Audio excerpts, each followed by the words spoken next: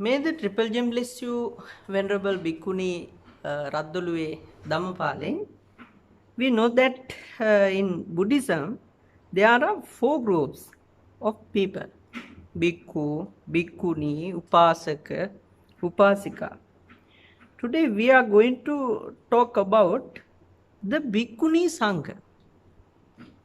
First, tell me, Venerable Bhikkhuni, what is the beginning of the Bhikkhuni order in the world? May the Triple Gem bless you too, Venerable Bhikkhu. Now, when we talk about the beginning of the Bhikkhuni order, it goes as far as the beginning of the Bhikkhu order itself.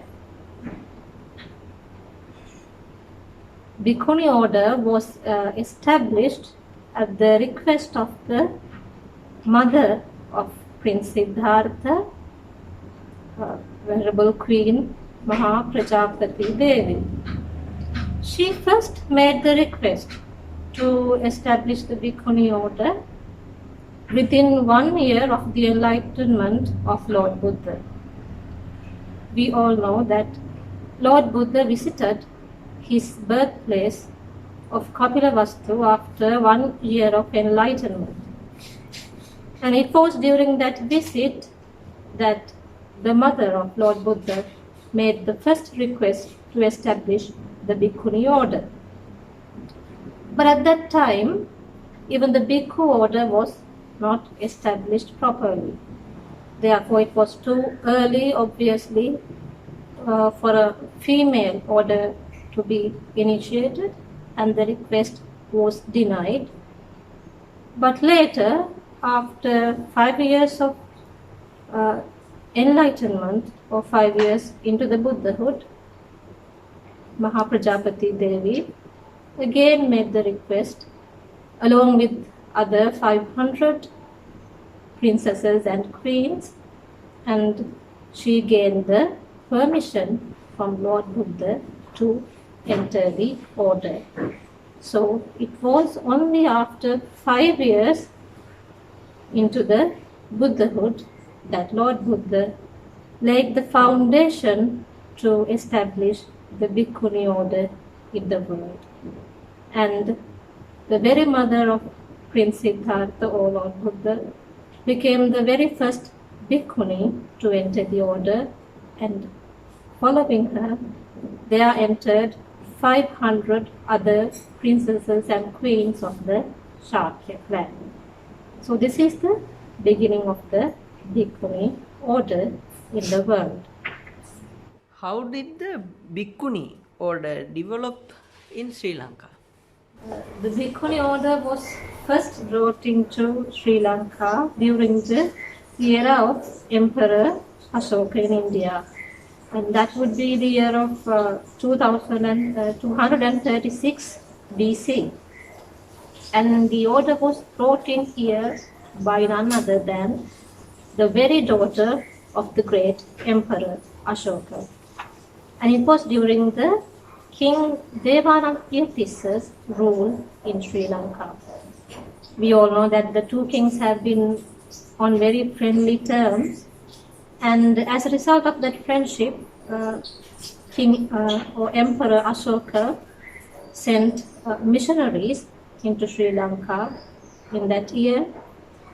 And upon the first sermon of the Venerable Mahinda Thero, 500 women were told to gain the first stage of enlightenment, or namely, they became stream entrants in the order. Therefore, the Princess Anula, who was among these 500 women, who also happened to be the wife of a brother of the King Devanagyattissa, she wanted to enter the Bhikkhuni order. But at that time, there was no Bhikkhuni order in Sri Lanka. And the ordination of a female into the order by a male monk is forbidden in the Buddhist discipline. Therefore, Venerable Mahamahinda Arahant Thero informed the king that he needed to bring Bhikkhuni into Sri Lanka to establish the Bhikkhuni order here. And it is said in the Mahavansha that a minister by the name of Aritta was sent as a messenger to inform about this to the Emperor Ashoka and escort a Bhikkhuni into the country. But I have to say that there is a slight difference in the details given in the Mahavansha and Dipavansha.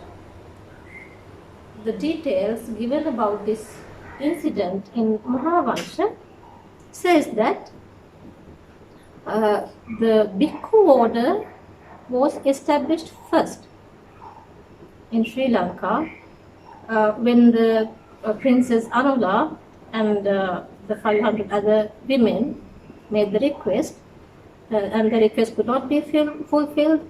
But at the same time, the minister Aritta also made the request. It says in the Mahavansha that he also made the request and he was accepted into the order. But again, the Mahavansha mentions that Minister Aritta was sent to India as a messenger to bring down a Bhikkhuni to establish the Bhikkhuni order in the country. So it is not very clear whether it was the same person or two people, or whether the monk himself was sent to India. It is not very clear in Mahavansha. But in the Dipavansha, it gives quite a clearer description upon the incident. Dipavansha mentions that it was the Queen Anula and the other 500 women who wanted to enter the order first, and to establish the order, the minister Aritta was sent as a messenger. And there is no mention of the minister Aritta entering the Bhikkhu order at that time. According to Dipavansha, he went into India and brought down Bhikkhuni Sangamita, the very daughter of the Emperor Ashoka, into Sri Lanka along with the sapling of the Mahabodhi tree. So after that, she reached the shores of Sri Lanka on December, and after she reaching the country of Sri Lanka, the Bhikkhuni order was established, and having finished his missionary work, it is said that the minister Aritta also entered the Bhikkhu order at the same time along with the other women in the country. So according to Dipavansha, both the Bhikkhu and Bhikkhuni orders were established at the same time. But when we go to Mahavansha, there's a slight difference. It says that Bhikkhu order was established first and Bhikkhuni order was initiated later. But it does not give a clear account.